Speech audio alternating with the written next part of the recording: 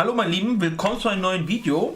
Heute machen wir Guacamole und wir fangen auch gleich damit an. Das erste, was wir brauchen, sind Avocados. Ihr werdet das ganze Rezept nochmal in der Videobeschreibung unten sehen. Und wir machen die Avocado erstmal auf. Und dafür teilen wir sie hier in der Mitte.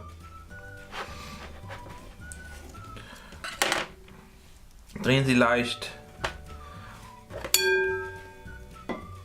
Entfernen den Kern. Und dann können wir mit einem Löffel schon die gesamte Avocado auslöffeln. Das kommt alles zusammen erstmal in der großen Schüssel rein.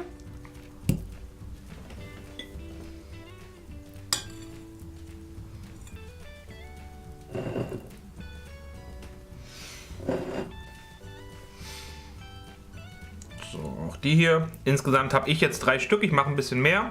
Das Rezept, was ich später unten reinschreibe, ist dann insgesamt mit 2 Avocados. Je nachdem, wie viel ihr machen wollt, könnt ihr es dann anpassen. So, wir schneiden die jetzt erstmal alle auf. So, wenn die Avocado entkernt und herausgenommen wurde ist und alles in der Schüssel ist, können wir jetzt erstmal mit einer Gabel alles klein drücken, einfach zermatschen, dass wir schon mal eine glatte Paste kriegen. Hier ist jetzt nicht so wichtig, dass alles eben ist. Nachher mit den anderen Zutaten vermischt sich das dann und wird glatter. Einfach jetzt schön zermatschen mit einer Gabel. So, wenn wir das gemacht haben, haben wir einen relativen klumpigen Brei. Soll auch genauso sein. Als nächstes geben wir nämlich einen Esslöffel, vielleicht ein bisschen mehr, milden Joghurt hinzu. Ganz normaler fettarmer Joghurt ist das. Geben wir auf jeden Fall so einen Esslöffel. Am Anfang vielleicht ein bisschen mehr hinzu. Müsst ihr wie gesagt anpassen. Je nachdem, wie viele Avocados ihr am Anfang genommen habt. Und damit das Ganze nochmal miteinander vermischt, bis eine homogene Masse entsteht. So, wenn wir das gemacht haben, die Avocado ist auf jeden Fall schon was heller geworden, nehmen wir uns eine Limette und geben auch den Saft einer ganzen Limette hinzu. Das gibt einen kleinen frischen Kick mit dem Joghurt. Einmal in der Mitte durchschneiden und vollständig hineinpressen. Alternativ könnt ihr auch eine Zitrone nehmen. Ich finde es aber mit Limetten wesentlich besser. So, die erste Hälfte, die zweite. So, und auch hier wieder das Ganze miteinander vermischen, bis es wieder eine homogene Masse entstanden ist. Ihr merkt auch schon, der ganze Brei wird ein bisschen flüssiger. Das ist auch gut so. Nicht wundern, es bleibt immer ein bisschen klumprig. Wenn ihr jetzt gar keine Klumpen drin haben wollt, dann müsst ihr jetzt wirklich im Mixer machen oder mit einem Pürierstab. Aber ich finde es so wesentlich schöner.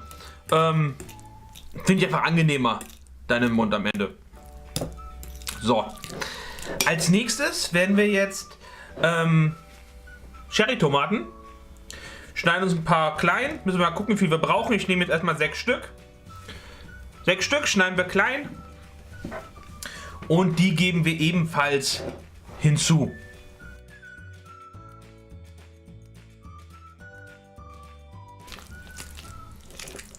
So, wenn ihr die drin habt, einmal durchrühren, um zu gucken, ob ihr noch was mehr reinmacht oder ob das schon reicht.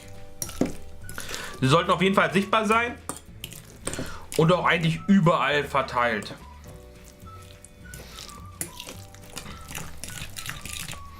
So, ich persönlich werde jetzt wahrscheinlich noch mal 2-3 Stück mit reinmachen, weil es doch ein bisschen wenig ist. So, insgesamt hatte ich da jetzt doch 9 reingemacht. Es war ein bisschen wenig. Wir verrühren das jetzt alles nochmal, dass gut alles verteilt ist. Man merkt auch schon, es hat jetzt durch die Tomaten auch richtig Farbe angenommen. Ist ein guter Kontrast. So sieht das momentan aus. Und als nächstes, die mit wichtigste Zutat, die wir haben, ist Knoblauch. Wie ihr hier sehen könnt, an der Seite, ich habe relativ viel Knoblauch, wir müssen mal gucken. Also bei der Masse tue ich mindestens 5-6 Knollen rein. Müsst ihr dann auch abschätzen. Manche mögen mehr, manche weniger. Ich bin eher ein Knoblauch-Fan, was das Thema angeht. Und ich werde auf jeden Fall was mehr reinmachen. Wichtig ist, dass ihr wirklich frischen Knoblauch nimmt, denn der ist wesentlich intensiver. Und hier auch nachher vorsichtig sein beim Abschmecken, weil der zieht nochmal durch. Am besten schmeckt der, wenn ihr den Tag vorher macht, die Guacamole. Weil am nächsten Tag ist es nochmal wesentlich intensiver. Deswegen hier ein bisschen vorsichtig sein mit dem Knoblauch. Aber wenn ihr Knoblauch-Fans seid, so wie ich, gehört auf jeden Fall frischer Knoblauch rein. Ein bisschen Pulver könnt ihr nachher auch noch hinzufügen. Aber da muss eine ganze Ladung rein, weil es eben den Geschmack gibt.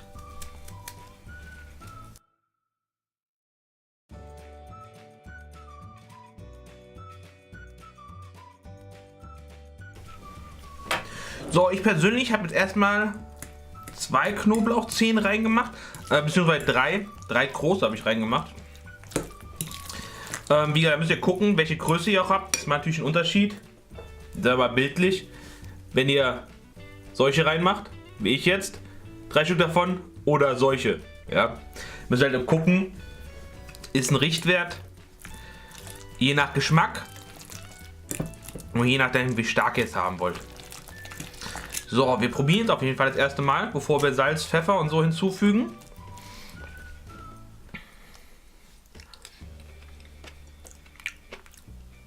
Ja, nicht schlecht.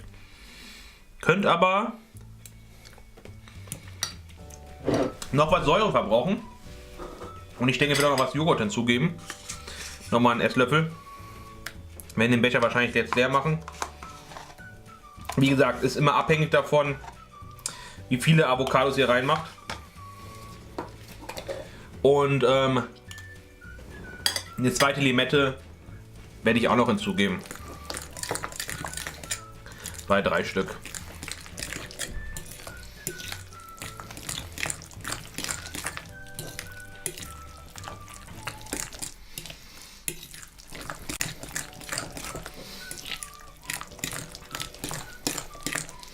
Gucken.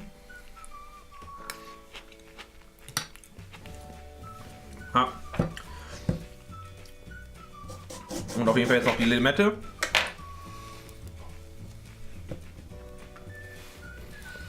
Weil die Säure ist genauso wichtig wie alles andere.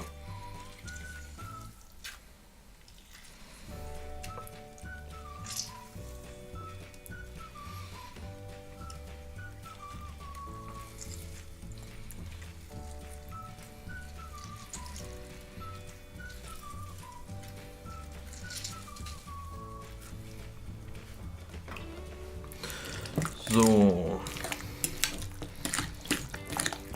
Kannst du noch mal schön umrühren.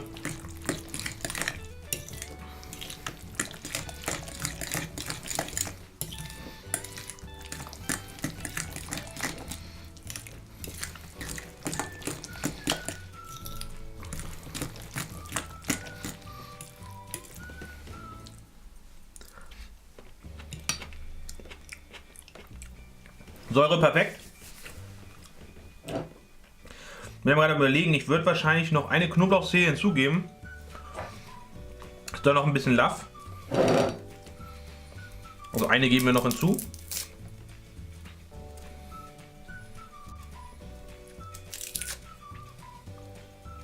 Und ab diesem Zeitpunkt wird jetzt einfach nur abgeschmeckt. Wir geben jetzt wie gesagt den Knoblauch hinzu. Dann salzen wir, pfeffern, leicht Knoblauchpulver auch nochmal. Aber wirklich nur leicht. Wie gesagt, dann wieder nach Geschmack.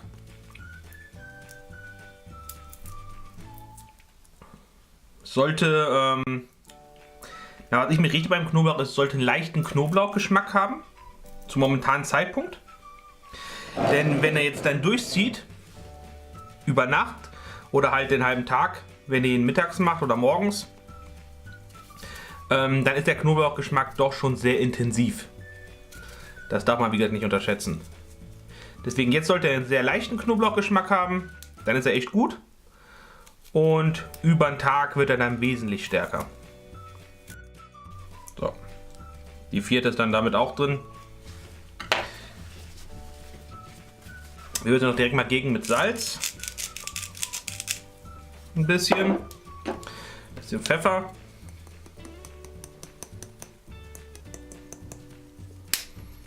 Und ein bisschen Knoblauchpulver nochmal. War wirklich da jetzt sehr sparsam. Nur nochmal ein bisschen. So, das Ganze rühren wir jetzt nochmal um.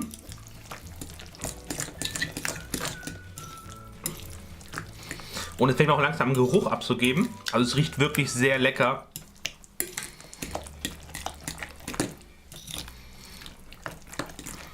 So, wir kosten jetzt nochmal.